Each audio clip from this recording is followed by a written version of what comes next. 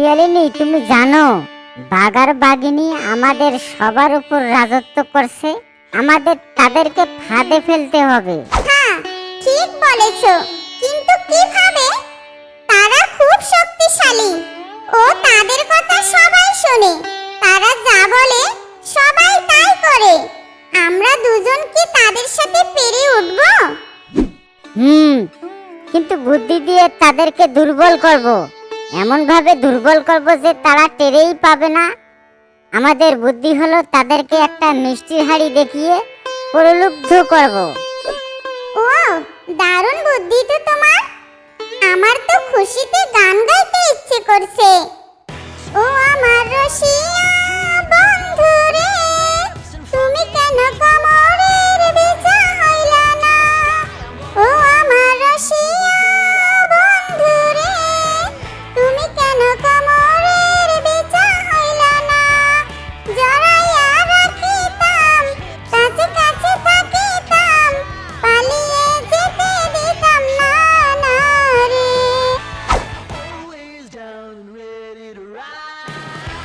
এটি আমাদের কাজ, তবে শিয়ালদের ব্যাপারে সতর্ক থাকতে হবে।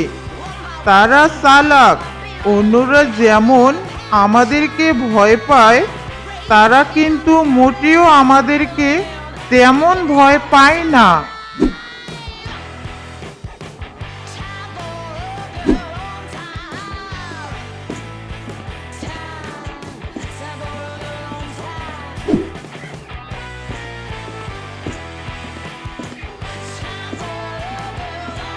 বাঘ ভাই, বাঘ ভাই, ও বাঘ ভাই, দেখুন আপনার জন্য একটা বিশেষ মিষ্টি নিয়ে এসেছি।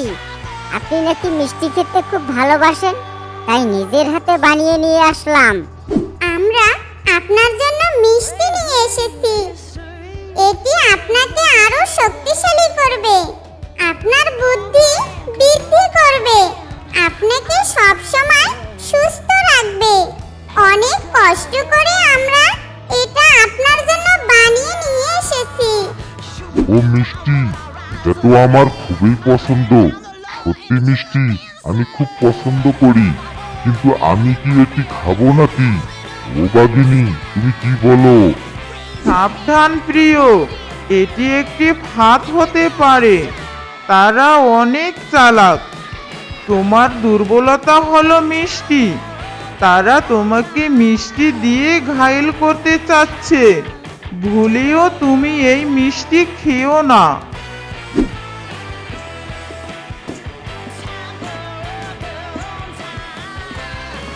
কি করব? সে তো আমাদের ফাঁদে পড়লো না। আমাদের কুবুদ্ধি তো তারা বুঝে ফেললো। এখন কি করা যায়? আসো, এবার আমরা বাঘিনীকে ফাঁদে ফেলাই, তাহলে বাঘও ফাঁদে পড়বে। কিন্তু কিভাবে?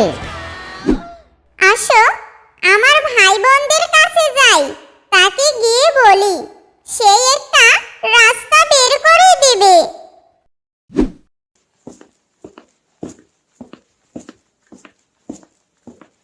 কিরে বোন, এতদিন পরে কি মনে করে আমার কাছে আসলি?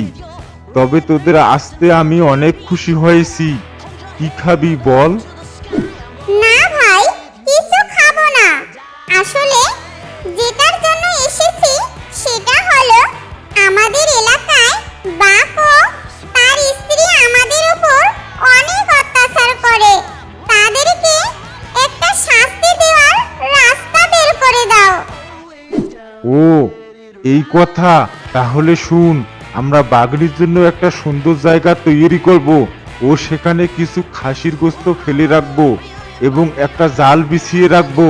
আমি নিশ্চিত যে সে আকৃষ্ট হবে আর আমাদের ফাঁদে ধরা পড়বে।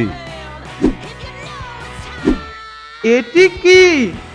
আমি বুঝতে পারছি, শিয়ালদের চক্রান্ত। এবার এদেরকে একটা কঠিন শাস্তি দিতে হবে। বাঘা শিয়ালেরা আমাদের ফাঁদে ফেলতে চাচ্ছ? তাড়াতাড়ি আসো। ওদের এবার একটা শিক্ষা না দিলে ওরা কখনো আর ভালো হবে না। তোমরা মনে করছো আমরা অনেক বোকা? আমরা কোনো কিছু বুঝি না, খুব সহজে আমাদেরকে তোমরা ফাঁদে ফেলে মেরে ফেলবা আর এই বনের রাজত্ব করবা। আমরা আমরা আবার কখন কি করলাম? আমরা কখন বললাম যে তোমাদেরকে মেরে ফেলবো? এই যে তোমরা আমাদেরকে ফাঁদে ফেলানোর জন্য এইটা করছো, এতেই তো বোঝা যায় তোমরা চাও না আমরা বেঁচে থাকি। আজ তোমাদের মরণ আমাদের হাতে।